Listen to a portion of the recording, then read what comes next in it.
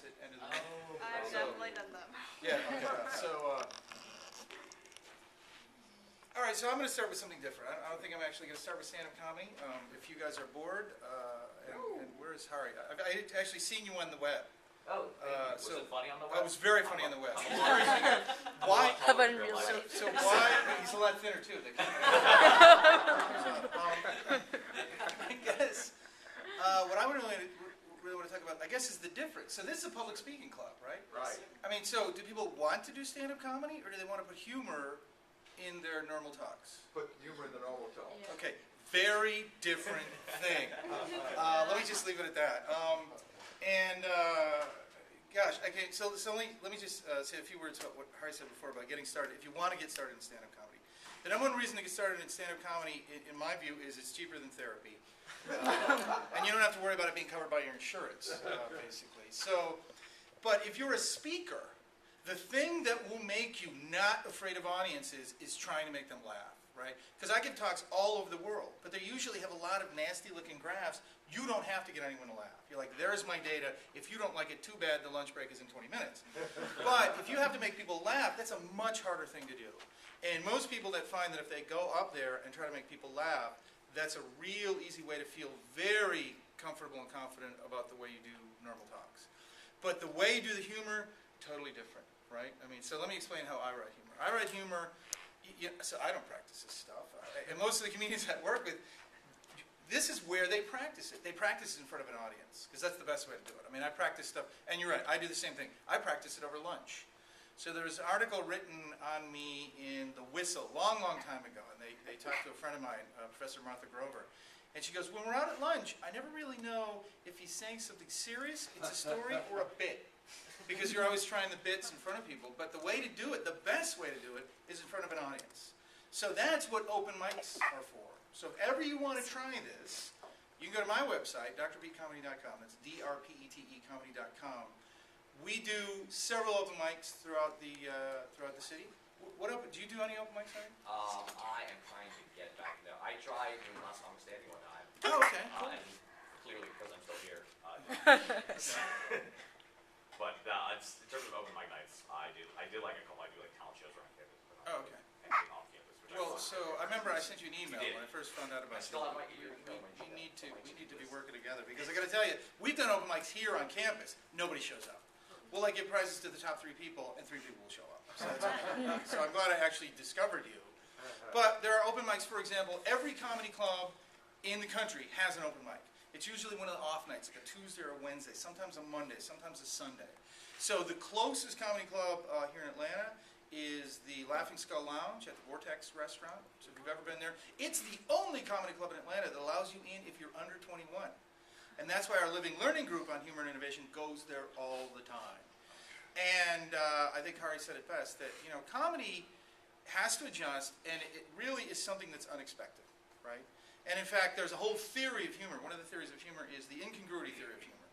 We actually use it to try to use improvisational humor to come up with technical engineering ideas. And in case you think we're the only people insane enough to do that, how many people have had William Levy in computer science for a course?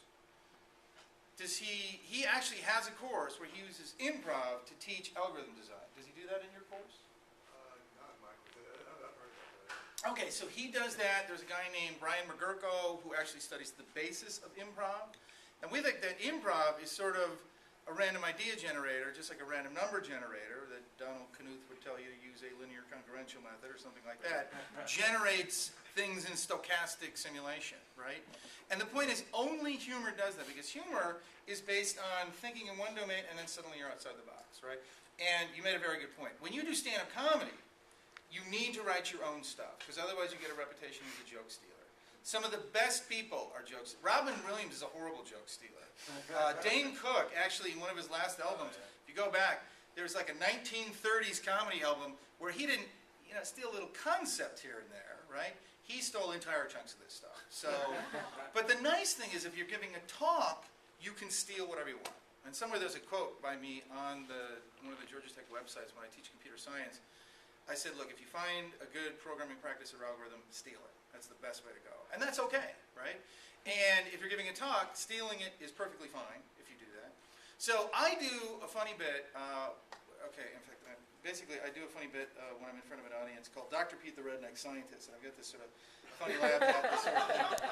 But the whole thing was inspired by another guy, and when I do public speaking, I actually imitate this guy instead and do his version of it. I had a slightly different version of it. When I heard his, there were some nuances that I'm like, okay, I can adapt those to mine, but I do it slightly different.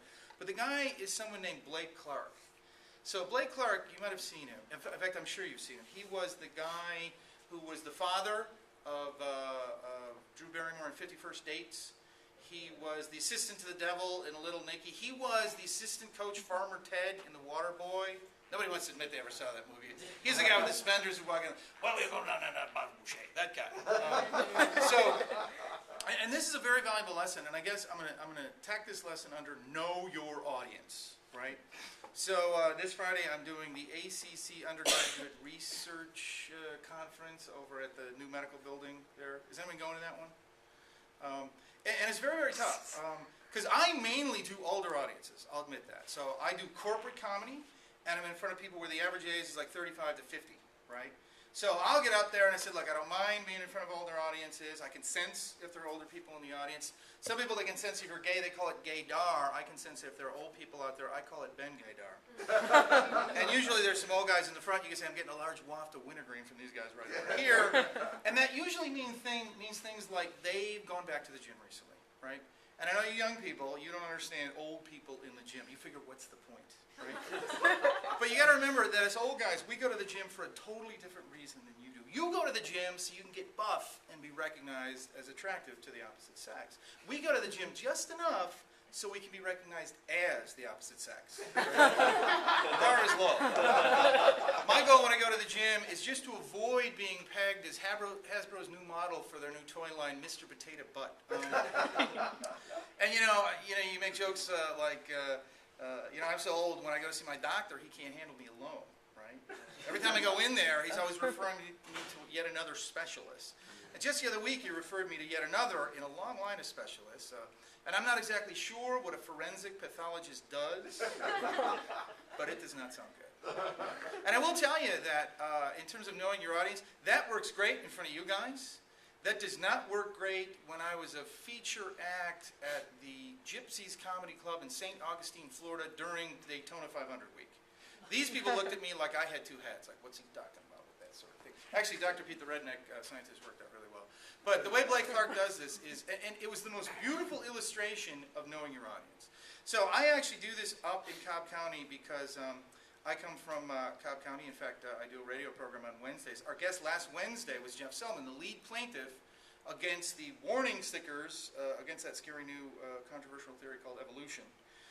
But when I talk to people in Cobb County and say, look, even if you don't believe in evolution, right? And I claim that people that don't believe in evolution have not made a recent visit to the Department of Motor Vehicles, where I'm usually behind the guy for whom opposable thumbs is a recent discovery. But even if you don't believe in it, students need to know about it. For the very least, some college entrance exam down the road. But the best example I ever saw was Blake Clark coming into the Funny Farm Comedy Club. We actually got this on tape, but it's a poor quality tape. And doing this in front of his fans. And he's from Macon, Georgia. His fans are good old boys from Central Georgia. And he went out there and said something like, well, I was reading out in the Los Angeles Times that here in the state of Georgia, that they were going to eliminate the word evolution from the secondary high school curriculum. And I went to school here in Georgia, so I was amazed to hear that because I was unaware that we had a secondary high school curriculum here in Georgia. And they went on to say that the reason they're eliminating the word evolution is that there are parts of Georgia where evolution hasn't been accepted yet. And trust me, I'm a good old boy from Macon, Georgia. And there are parts of Georgia where evolution hasn't happened yet. That's the part I'm from, where alcohol, tobacco, and firearms isn't a branch of the federal government. It's a shopping list for the weekend.